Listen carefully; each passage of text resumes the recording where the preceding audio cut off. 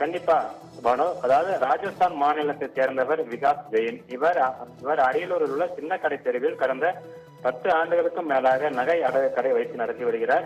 இவரது கடையில் அதே ராஜஸ்தான் மாநிலத்தை சேர்ந்த ஆகாஷ் கோடா என்பவர் பணிபுரிந்து வருகிறார். இந்நிலையில் கடந்த 2 மாதத்திற்கு முன்பு தனது தாயாருக்கு உடல்நிலை சரியில்லை என கூறி விகாஸ் ஜெயின் கடந்த 2 மாதத்திற்கு முன்பு ராஜஸ்தான் மாநிலத்திற்கு தனது தாயாரை பார்க்க சென்றுள்ளார். அப்பொழுது அவரது கடையில் பணிபுரிந்த ஆகாஷ் கோடா என்பவர் பார்த்து வந்துள்ளார். இந்நிலையில் கடந்த 3ஆம் தேதி ராஜஸ்தானிலிருந்து விகாஸ் ஜெயின் தனது கடையில் பணிபுரியும் ஆகாஷ் கோடாவிற்கு போன் செய்துள்ளார். அப்போது போன் சுவிட்ச் ஆஃப் ஆகியுள்ளது.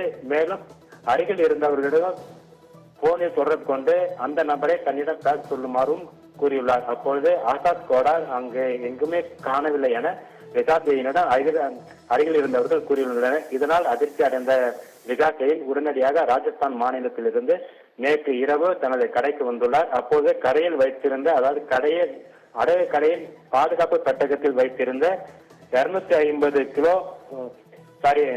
250 சவரன் நகை மற்றும் 2 கிலோ வெள்ளி மற்றும் 5 லட்சம் ரொக்க பணம் காணவில்லை என தெரிய வந்தது.